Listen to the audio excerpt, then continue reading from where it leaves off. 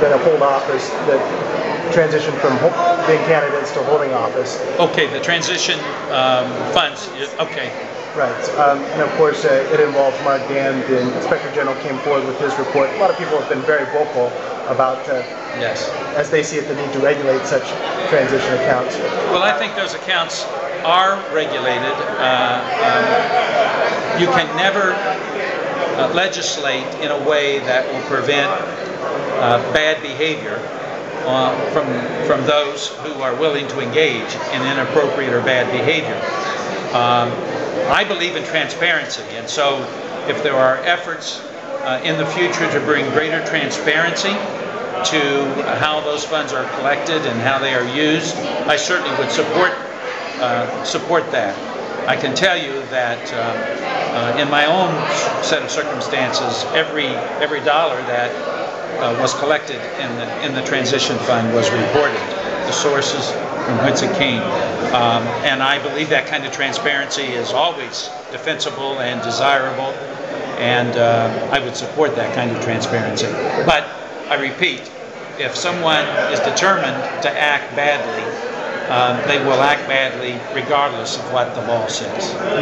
Is there any other closings or of institutions of any nature imminent or close, planned? You know, this economic situation is unfolding as we stand here, and we are monitoring it on a continuous basis. And I can tell you that as of this point in time, there are no plans for any additional institutional closings, but I cannot tell you what the future may hold.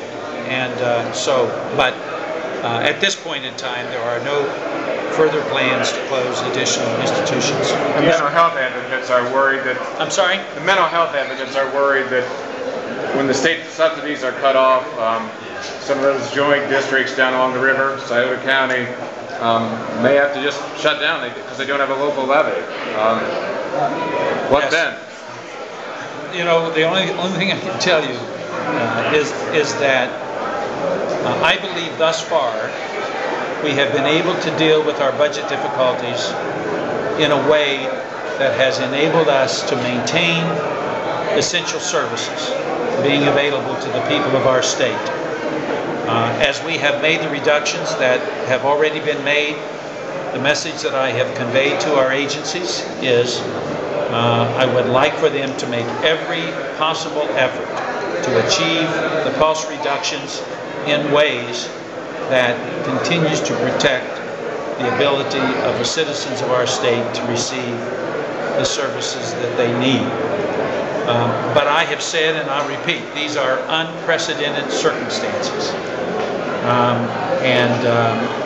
We do not know how deep this recession will go or how long it will last. And that requires me as governor and our state agencies to, on an ongoing, continuous basis, to evaluate and to reevaluate our resources and the needs, and to try to bring together an appropriate match between resources and needs as best we can to continue to provide the services that are needed. Are you at all reevaluating your opposition to expanded gambling in Ohio, casino gambling? I want to tell you, my brother, I am aware of the severity of what we are facing, and I believe that compels me to allow myself to hear all arguments and to weigh all consequences.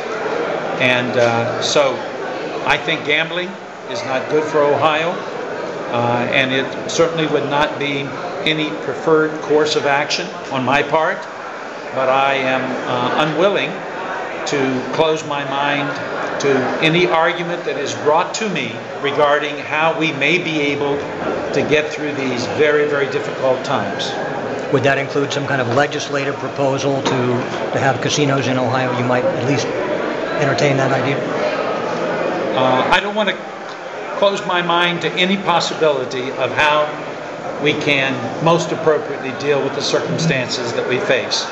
And I say that not to indicate that my position has changed, but simply to reflect my personal philosophy as a person, as a psychologist, and now as a governor, that it is unreasonable for an individual to shut out arguments or points of view which may not be consistent with those that I currently hold.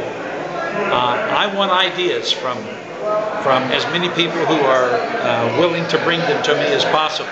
I don't have all the answers, and you can emphasize that statement, I guess. But what I'm trying to do is to responsibly manage the circumstances as they unfold. And that does not mean that we're not going to be proactive in our continuing efforts to move Ohio forward. And you'll have to stay tuned to the State of the Union to find out what I may mean specifically about that.